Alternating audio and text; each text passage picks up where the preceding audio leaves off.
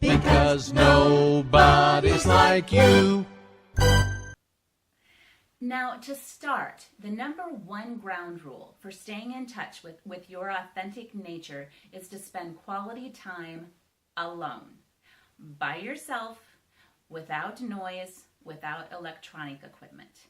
And I realize that this is a little challenging for some people, or so I've been told. For me, it comes kind of as second nature because I grew up on a farm in South Dakota, basically in the middle of nowhere.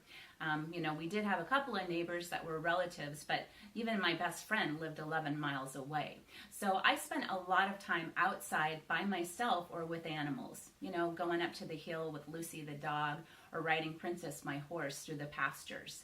And that is, as a child, where I found my most quality time was by myself alone in nature, and it still is to this day. So to give you just a few tips on how you can make this happen for yourself, I'm going to give you a quick little tour of my sacred space at home, my office and inspiration room. This here on the top shelf of my bookshelf is my rather substantial collection of oracle card decks and things of that nature. It's one of my favorite things to do when I go out of town is find a nice little bookstore with spiritual items and things of that nature and go on a little shopping spree. So this one here in front is medicine cards, and that is in regards to animal totems in the Native American tradition. Here we have Angelic Messenger cards by Meredith Young Sowers. Next to that is Colette Baron Reed's Wisdom of the Hidden Realms. This one is Sonia Cochette's Ask Your Guides. I also have a pretty good selection of cards by Doreen Virtue, who does a lot of work with the angelic realm, and she also has a wonderful chakra clearing CD that I just love. So on the next shelf below that, this is what I consider to be my altar here in my home office. I have a space clearing bell, which is a really nice energetic way of just clearing the space in your office. Here is Kuan Yin. That is actually a Hindu goddess. It's a statue that was given to me by one of my stepsons when I was married, actually. And this here is a flower essence spray, also for energetic clearing, aromatherapy, and it's called Sacred Space. Now, the God Can is one of my most valuable tools. Whenever I have a problem or a desire or something that I don't feel that I can necessarily find the answer to or solve on my own, I write it down, I fold it up, and I put it in my God Can. So this is one of the things that I recommend, is setting a nice little sacred space and an altar with your different spiritual tools and items that are meaningful for you in your home. Now, many times my meditation time in the day is actually my God walk, but those times where I do want to do a seated meditation, I think it's a really good idea to have a dedicated area for that in a space where you know you won't be interrupted. And again, like I said, you can consider your sacred space. And this is it for me, this futon. When I first started meditating years ago, it was on this futon, so it's got a lot of good mojo. Now, this right here is actually one of my favorite meditation CDs when I do decide to put on a little music. Say there's a little traffic noise outside the window or something, and I just want to put on some quiet music. This is Liquid Silk by Marina Ray, and it's just a really, really great soundtrack to meditate to. I love to collage. It's a creative, fun process for me, and when I'm done, I have a piece of artwork I can put on my wall.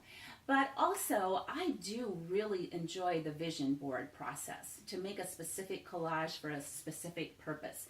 Now, some people kind of make fun of this, I guess because they think some people are going to put together a vision board and think all of a sudden their desires are going to manifest just like that the next day. Well, no, that's not necessarily how the process works. But for me, my collages are a visual representation of what I wanted to draw into my life at a certain period of time, and then I can go back and I can look later and see how what I was wanting to create with my authentic power back then has come to pass and is present in my life now. This collage was created in 2007 after I'd gotten divorced, taken on a full-time job for the first time in a decade, and moved to Lake Oswego to start a whole new chapter in my life. Now, this collage is about having my own place in the world, literally and figuratively, starting over and spending quality time with friends. Now, as you can see on the left side, towards the middle, I was also open to the idea of finding love again, although I was certainly in no hurry. I really didn't date very much for the next 5 years. I also added a color copy of my cat, Lady Jane, after I'd adopted her, as she quickly became an important fixture in my life.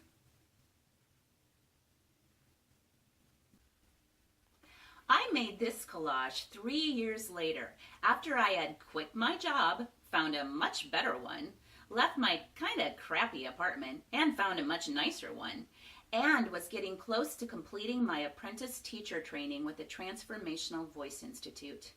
I was in a very, very good space in my life when I created this one. The upper left-hand corner represents music and the kind of creative work I wanted to eventually do in the kind of creative community in which I wanted to do it. Under that is the relationship section, as I was ready to be in a relationship at that point. Also represented are a happy home environment, fulfilling friendships, and more travel. Now, since then, I have taken an Alaskan cruise, spent a week in Puerto Rico, and made 2 trips to South Dakota, where I grew up. This collage is fairly recent. It's only about a year old. I was invited to a vision board party by a new colleague and was very close to getting out of the claims business entirely and launching my own enterprises at that time. Now, my fiance, who plays the guitar, and I had been engaged for about a year at this point, and he loves Lady the Cat as much as I do, so they are represented. Also, smack dab in the center incorporates my vocal training and teaching into my work full-time. And I had met a polarity specialist at this point, which is like acupuncture without the needles. I love it. And she had told me about keeping a balance of the 4 elements in your life. So I created this collage to represent the 4 elements.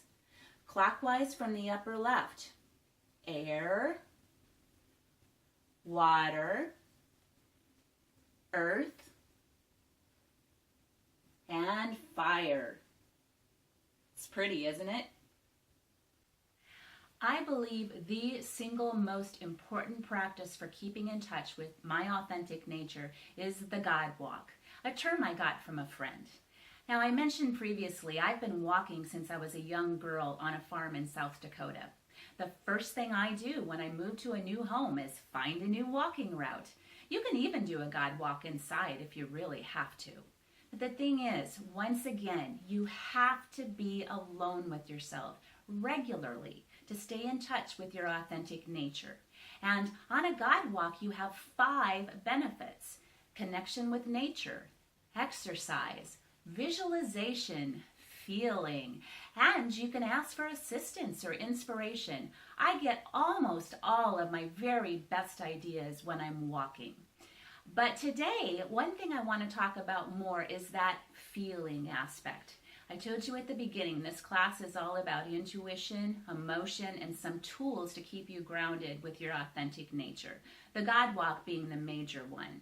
But the feeling part, like I said, was something for me that came a little bit later. And this one particular book is one that I highly recommend when it comes to incorporating that emotional aspect into the creative process. This is called Ask and It Is Given, and it's written by Esther and Jerry Hicks. I can't remember who first recommended it to me, but it is chock full of concrete exercises that you can use to get in touch with what your emotional level is, and also to conscientiously change it and amp it up. Now, the thing is in our culture, so many of us have become accustomed to stuffing and burying our emotions, particularly those that we might deem as negative. And this is a very unhealthy practice. It literally can lead to disease in the body. Now, that's a huge topic that is way too much to cover in this particular authentic expression class. But what is pertinent to our work today is that once you're aware of what your emotional level is, you can make a conscientious decision to change the quality of your thought patterns and therefore the emotions that accompany it. And this is a big part of an effective and a well-done God walk, is pulling in that emotional aspect. Now, I must say it's a lot easier for actors. And I have had a lot of acting training, and I've spent a good chunk of my life on stage. So that does make the process a lot easier, because the whole point of learning to act is learning to more easily, reliably, and consistently access your emotions. And as actors, we learn how to do that. Now, if you happen to be in the Portland, Oregon area, please check my website, laurahandke.com, for the next upcoming Authentic Performance Fundamentals of Acting class, because that's what it's all about. With acting, you can't fake it, you have to feel it. And so I teach people how to access and how to reliably and consistently express those authentic emotions. But also, if you're not an actor and you're not in the Portland area, that book, Ask and It Is Given by Esther and Jerry Hicks, will be a very, very valuable tool for you. See, when I go on my God walk, I literally, both mentally, emotionally, and physically, put myself into a good mood while I walk, no matter how crappy of a day that I've been having. And it makes a big difference. Now, the 3 steps that you want to take to be able to bring yourself into a more joyful and peaceful frame of mind and frame of emotion is to start with deep breathing. Quiet your mind, taking several very deep breaths, which you automatically breathe more deeply while you're walking anyway.